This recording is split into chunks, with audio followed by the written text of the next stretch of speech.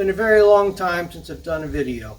I've been out of the country and away from my tools, but now I've found another place to work and I've got my tools set up. So I'm going to show you how to take a log and turn it into some four-sided surface lumber.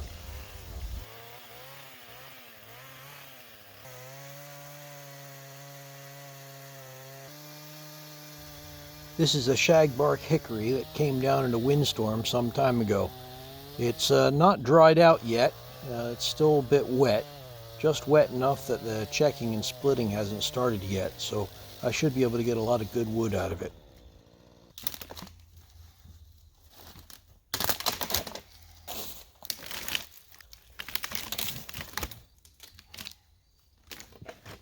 Wood dries twice as fast around the circumference as it does across the radius.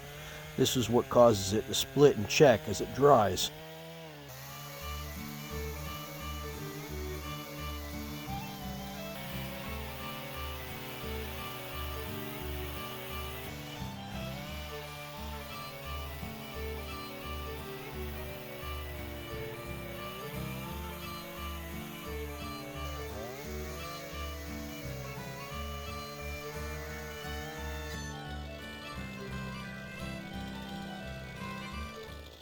First step to making sure a fallen tree doesn't split and check until the wood is no good is to divide it down the middle, cutting straight across the center of the wood, or better yet, into quarters.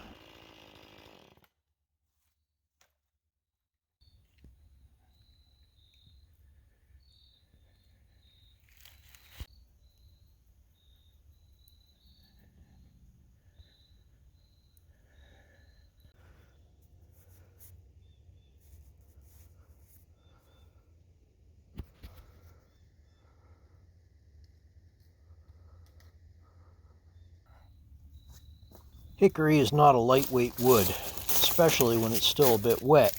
Hauling this wood out is a heavy task.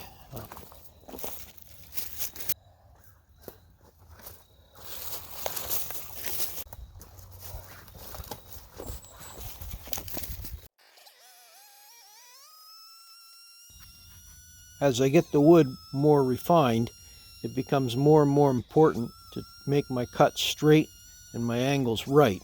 It's easier because the wood is smaller and I'm in a more controlled situation, but there's a limit to what you can do with a chainsaw held by hand. A little while earlier, I hit a fence staple with my chainsaw blade. As they say, steel attracts steel. Chainsaw blade is very dull at this point, but I can still get the job done until I have time to get a trip to town to get some files to sharpen up the existing chain and maybe get a replacement as well.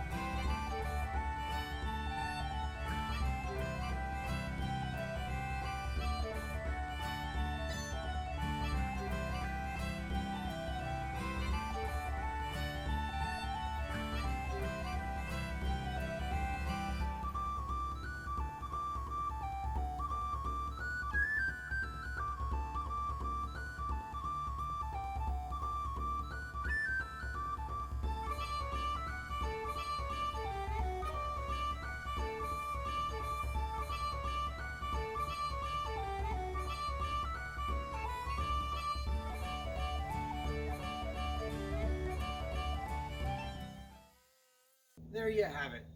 From log to four-side surface lumber in just a few hours. Now when doing this, there's a few things I recommend. Trying to make lumber longer than 3 or 4 feet is a very heavy job, especially if you're using a heavy wood like this hickory. And it's not even completely dry, which makes it even heavier. Don't try to stress yourself out by using logs that are too big.